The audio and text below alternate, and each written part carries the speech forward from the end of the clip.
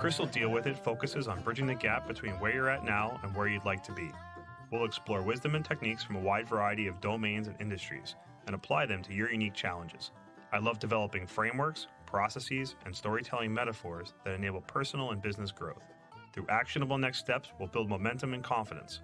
My goal is to help you clear roadblocks, do more with what you have, and realize the potential of yourself and your team. So throw your challenges my way, and Chris will deal with it.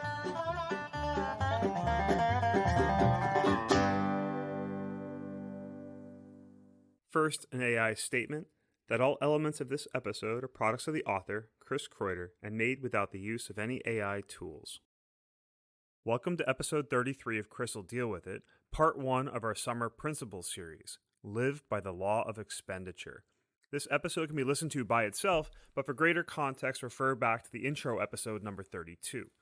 Note that all the principles in this series are what work for me. They allow me to thrive and live my values as best as I can. I'm not advocating for the adoption of my specific set of principles. Rather, I'm attempting to showcase the power of principles by providing some more context on how they can be defined, codified, and embedded into the thoughts and actions of our lives. So let's get to principle number 1. Where does the principle of the law of expenditure come from? There is more to be gained and lived in expending our time and energy rather than in receiving the time and energy of others. There are strong roots to this from Stoic philosophy, but this one really evolved from my lifelong learning towards building and creating things. It's about serving others using the skills, abilities, and resources that are at our disposal. By framing it as a law, it's a reminder that the benefits of expenditure are always there to be realized if the right effort is given. Why is this principle important? Our time in this world is limited. It can't be refunded, so how we use it defines our true intentions. Creating, building, serving are all expenditures that bring greater joy than receiving.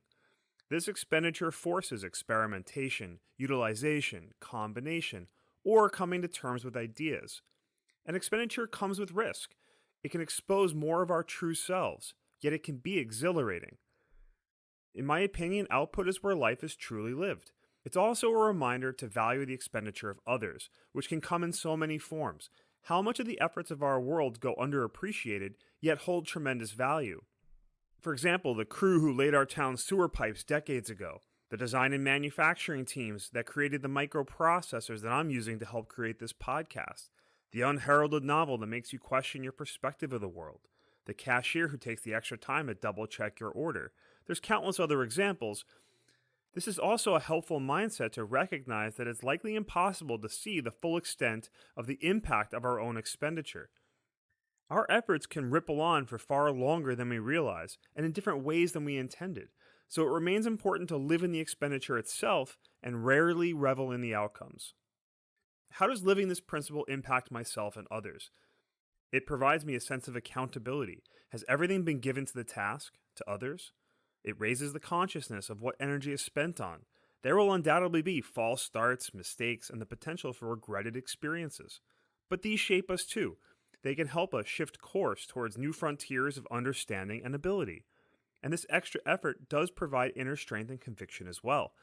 Another impact is the recognition that others are going to falter as well, which can help weather criticism of their efforts. Another impact is staying mindful not only of our own use of time, but honoring the sacrifice of the time and effort of others. After all, a book only comes alive when there's a writer and a reader. In both business and personal matters, living this principle often builds stronger partnerships, seeking out win-win solutions where the others involved walk away feeling like they got as good or better. Expending effort always comes with trade-offs. Time spent doing X can't be spent on Y. It's also important that we remain mindful of the family, community, and world we serve.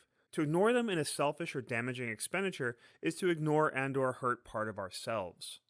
Ultimately, for me, to work, perform, create, to live means to share. So what does living this principle look like in action? Passive inputs like TV aren't inherently bad. All variety of inputs inform us with the wisdom, techniques, and frameworks to live through our expenditure more rewardingly. Recharging ourselves can take many forms across our minds, bodies, and souls. Exposure to art, entertainment, diverse ideas, and quiet relaxation must be embraced, but there should be intention in all things, since they all expend time at the same pace as anything else. So be mindful of using time wisely and living within each experience as much as you can. Expend time on things that bring you closer to the person you aspire to be, not things that pull you away. It also increases the awareness to avoid keeping score. Don't expect to receive in equal measure to what's been expended. It took a long time for me to realize that this is okay. I love serving others, and I thrive when the balance of that scale is lopsided. I also regularly remind others that they have the support of my time, energy, and resources. Even if they don't take me up on the offer, it can be comforting to them to know that they are supported. So I mentioned Stoic frameworks for this principle at the start, so I'll end today's episode with a quote from one of Seneca's letters regarding time. Some of us use it sparingly and some prodigally. Some can render a strict accounting of their expenditure of time, and others have no balance left, which is the most disgraceful of all. Often an old man will have nothing but the calendar to prove that he has lived a long time. And with that, have a great day. If you feel that Chris dealt with it, I'd appreciate your support of the show by sharing it with someone who might benefit. Ratings on your favorite podcast player are also helpful in growing the audience. Visit chriskreuter.com for free downloadable PDFs with notes and resources from today's episode, sign up for the CDWI mailing list, or to send in your problems or requests for future shows. That's CHRISKREUTER.com, or use the link in the show notes. Thanks for listening to Chris Will Deal With It.